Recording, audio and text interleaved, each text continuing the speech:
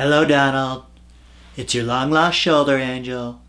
And today I'm not here to talk to you. I'm here to talk to your supporters, the so-called Basket of Deplorables.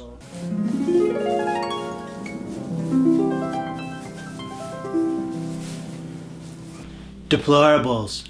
That wasn't a very nice thing to call you, was it? You could put half of Trump supporters into what I call the basket of deplorables. No wonder you want to lock her up. Racism and misogyny, homophobia and xenophobia are deplorable ideas, but we shouldn't generalize everybody into one basket. Right. That has its own isms. Classism, elitism, just another form of divisiveness, only this time perpetrated by those on the left. Frankly, in the last few decades, Democrats have sucked for working class people. Economic inequality has increased in the United States, with most of the wealth flowing to the wealthy elites. Meanwhile, working class wages have stagnated. Democrats, who used to get much of their financing from labor unions, now get much of it from Wall Street. No wonder working class folks feel left behind. Even as the economy rebounded and then boomed under Obama and my man Trump, most of the wealth continues to go to the wealthy elites.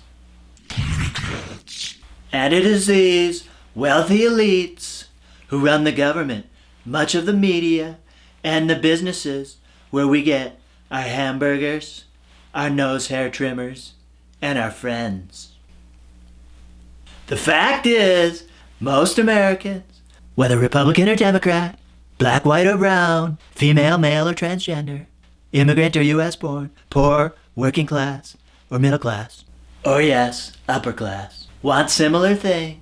Good education, good jobs, good places to live, good healthcare, security, clean air and water, a happy retirement, and to be able to binge watch Game of Thrones. In short, as people living in the richest country in the world, we should all have opportunities to thrive. Democrats at the national level have lost their way when it comes to fighting for these things. But, and this is where I may lose some of you, Republican politicians, to distinguish from Republican voters, have been far, far worse. Republican politicians have done the bidding of the wealthy elites for decades, and they've done it by sowing division, fear, and hate. In the 1960s, Republicans instituted the Southern Strategy, a campaign to systematically turn whites against blacks. It continues to this day, only the enemies are now black and brown, immigrants, and snowflake libs. What better way to realize the dreams of the wealthy elite than to get the working masses to hate each other? It's a lot easier to tear things down than to build them up. To paraphrase W.E.B. Du Bois, as long as wealthy mofos can convince white crackers that it's better to be a cracker than to join hands with black folk, the wealthy mofos will get to make all the rules. Did you know that 40% of the working class are people of color? Truth be told, the wealthy elites are scared shitless that white and black and brown people will unite, because that would be the end of their reign. In 2020, you can get rid of those who pretend to be on your side. Sorry, but that's you, Donnie. There is finally a chance to depose the real deplorables, the wealthy elite who have subverted democracy, and elect a real champion of the people. Trust me, I'm a frickin' angel. It ain't Mexicans taking your jobs. It's wealthy elites outsourcing them, stripping your pay, downsizing, and taking away opportunities.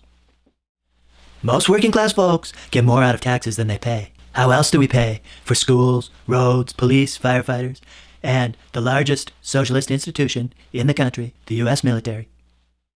Moderate and centrist are just other ways of saying, let's keep things the way they are. What is so extreme and radical about the idea of universal health care, free education, taxing the rich? Because that's what the happiest countries do. Is happiness radical? Here's another quote from Du Bois. Education must not simply teach work. It must teach life.